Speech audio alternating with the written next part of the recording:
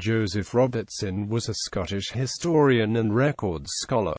He was born in Aberdeen, Scotland on the 17th of May 1810. His father, having tried his fortune in England, had returned to his native county, where he was first a small farmer and afterwards a small shopkeeper at Woman Hill, Aberdeen. His mother was left a widow when Joseph was only 7, and he was educated at Udney Parish School under Mr. Bissett, where James Outram was one of his comrades, and afterwards at the Grammar School and Marischal College, Aberdeen, where he acquired a sound knowledge of Latin, but was more distinguished for physical than mental ability. John Hilberton, the historian of Scotland, was his contemporary at school and university, and his lifelong friend. On leaving Marischal College he was apprenticed to an advocate, as solicitors are called in Aberdeen, but soon showed a taste for literature, writing in the Aberdeen Magazine in 1831, and publishing under the name of John Brown, a Deeside coachman, in 1835, a guide to Deeside, and in 1838 a guide to Aberdeen, called the Book of Bon Accord. In this book, though never completed, he first proved his exact knowledge of antiquities, and there is no better account of his native city. His Delicia Illiterarii, published in the following year, showed a cultivated taste in literature, and the collection of the masterpieces in it helped to form his own style. The foundation in 1839 of the Spalding Club, which was due to Robertson and his friend Drive John Stewart, for the publication of historical records and rare memoirs of the north of Scotland, gave Robertson his opportunity, and although the club had many learned editors, none surpassed him in fullness and accuracy. His chief contribution was the collections for A History of the Shires of Aberdeen and Banff, 1842, which formed the preface to illustrations of the topography and antiquities of Aberdeen and Banff. This is the most complete series of records, public and private, which any county in Scotland has yet published. He also edited, for the same club, the Diary of General Patrick Gordon, A.D. 1635 to 1699, in 1862, and in 1841, along with Dr. Grub Gordon of Rothiemay, History of Scots Affairs from 1637 to 1641. He paid a short visit to Edinburgh in 1833 and engaged in historical work, but found it so unremunerative that he returned to Aberdeen, and supported himself chiefly by writing for the Aberdeen Courier, afterwards the Aberdeen Constitutional, which he edited for 4 years. In 1843 he went to Glasgow, where he edited the Glasgow Constitutional down to 1849, when he moved to Edinburgh as editor of the Courant. The political principles of Robertson, and of all the papers he edited, were conservative, but he had many friends of other views, and received from the Whig Lord Advocate Moncrieff, it is said, at the instance of Lord Aberdeen, the appointment of historical curator of the records in the Edinburgh Register House in 1853.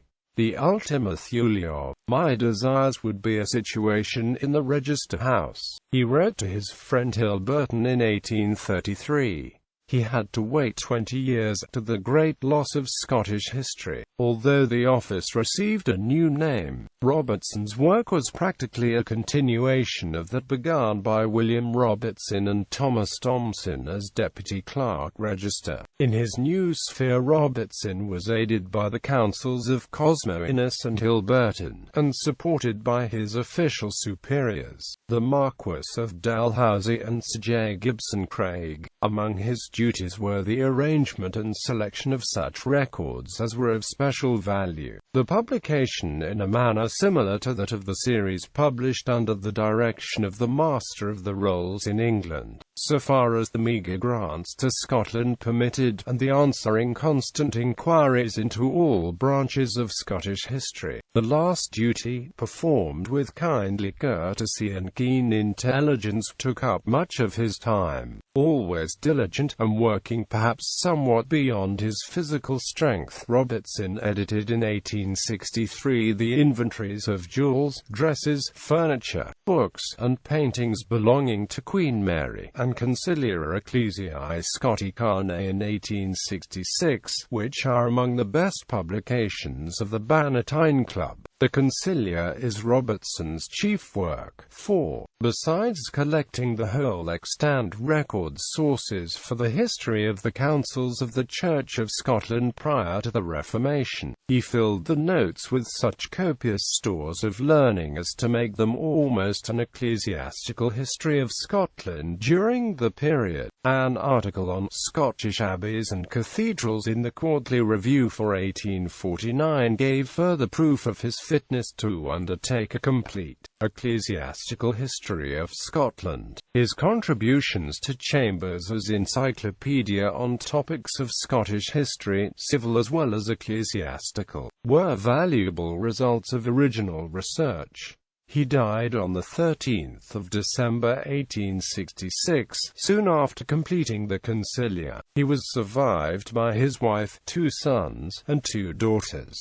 He is buried in Dean Cemetery in western Edinburgh. The grave lies in the second row back on the western path, facing Lord's Row, roughly midway along its length. The tall, narrow Celtic cross carries a carving of books and manuscripts at its base. Queen Victoria granted a pension to his wife of £100 a year, in consideration of Robertson's services to literature, and especially illustrative of the ancient history of Scotland.